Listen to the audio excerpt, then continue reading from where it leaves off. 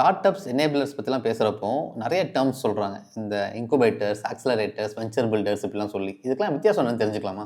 Incubator அப்படின்னாலே ஒரு start up ஸ்கிராச்ல இருந்து மேலே வர்றாங்கன்னு வைங்க. எனக்கு ஐடியா மட்டும் தான் சார் இருக்கு, எனக்கு எதுவுமே தெரியாது அப்படின்னு வர்றாங்கன்னு வைங்களேன். அந்த ஐடியாவை வந்து வேலிடேட் பண்ணி ப்ரீ இன்குபேட் பண்ணி அதுக்கப்புறம் இன்குபேஷனுக்குள்ளே கொண்டு போய் அந்த இன்குபேஷனுக்குள்ளே அவங்களுக்கு சில ட்ரைனிங் ப்ரோக்ராம்லாம் இருக்கும், சில மென்டார்ஸ்லாம் கனெக்ட் பண்ணி இதை பண்ணதுக்குரிய வேலை வந்து இன்குபேட்டர் சூப்பராக பண்ணுவாங்க.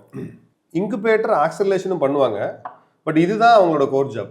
ஆக்சலரேஷன் அப்படிங்கிறது அதுக்கு அடுத்த ஸ்டேஜ்னு வைங்களேன். ஆக்சலேட்டர் என்ன பண்ணுவாங்கன்னா டைரக்டா எடுக்கிறதே வந்து எம்இபி கையில இருக்கு. நான் ஒரு ப்ராடக்ட் வச்சிருக்கேன், இதை நான் மார்க்கெட்டுக்கு எப்படி கொண்டு போய் சேர்க்கறது, அடுத்த growth ஸ்டேஜுக்கு அவங்களை கொண்டு போகணும். They are ready with product, they are ready with business plan. But அவங்களுக்கு மார்க்கெட்டுக்குள்ள போறது எப்படின்னு தெரியல, மார்க்கெட் ஆக்சசிபிலிட்டி தெரியல. அப்படிங்கிறத சொல்லி கொடுத்து மார்க்கெட்ல ஆக்சலரேட் பண்றதுக்குரிய growth ஸ்டேஜுக்கு ஆக்சலரேட் பண்ணக்கூடிய ப்ராசஸ் பேர் ஆக்சலரேட்டர். இந்த வெஞ்சர் பில்டர் வந்து இது ரெண்டும் சேர்ந்தாங்க.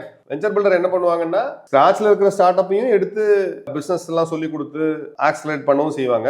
ஆக்சலரேஷன் ஸ்டேஜ்ல இருக்கிறவங்களையும் எடுத்து மார்க்கெட் ஆக்சஸ் ட்ரெயின் பண்ணி அவங்களும் அவங்களோட சேர்ந்து டிராவல் பண்ணுவாங்க. அவங்களே அந்த ஸ்டார்ட் அப்பை கூடயே கையை பிடிச்சி கூட்டிட்டு போற ஒரு விதமா இருக்கும் வெஞ்சர் பில்டர்.